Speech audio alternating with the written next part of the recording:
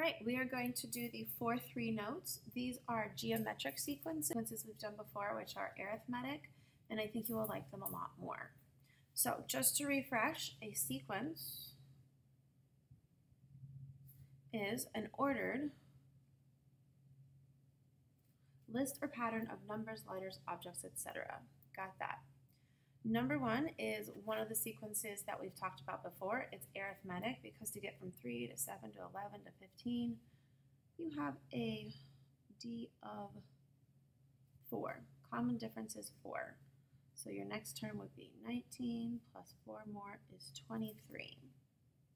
Number two is what we are going to be focusing on today because to get from 3 to 6 to 12 to 24, and then of course to 48 and 96, you have a common ratio of 2, meaning you could divide any of these. So if you were to do 6 divided by 3, you write that ratio, you get 2.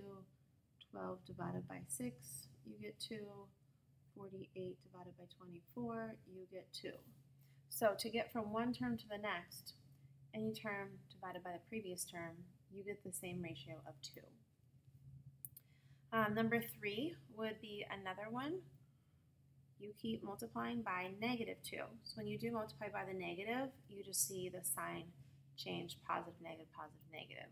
So we'll have positive 16 and then negative 32. And just for practice, you could write r equals -2. Number 4 is a pattern, but it's not arithmetic or geometric. You just keep adding 2 more each time. So we added 2, 4, 6. Now we'll add 8 to get to 25, and then 10 to get to 35. So if you would like, you may pause it. I'm just going to go ahead and fill these out. You can do it on your own, or you could do them with me.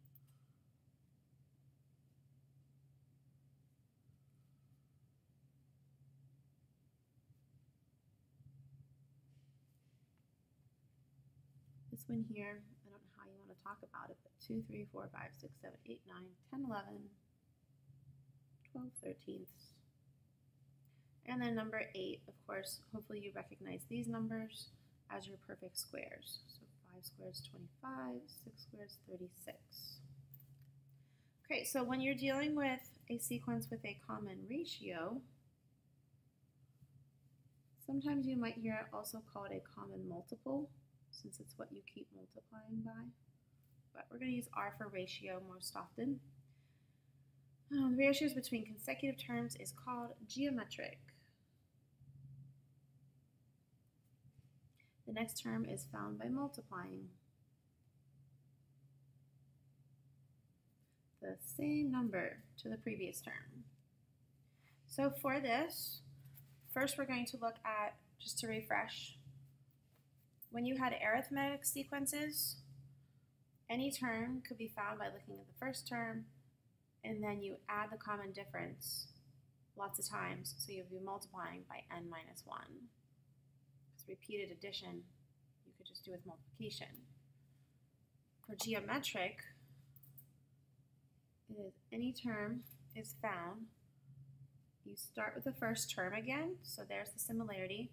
Instead of adding, we are multiplying by r, and instead of timesing, repeated multiplication is shown with exponents.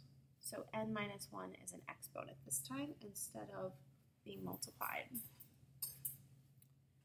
So your directions to find an explicit formula, first you need to identify the first term, find the common ratio, and then substitute those values into the formula.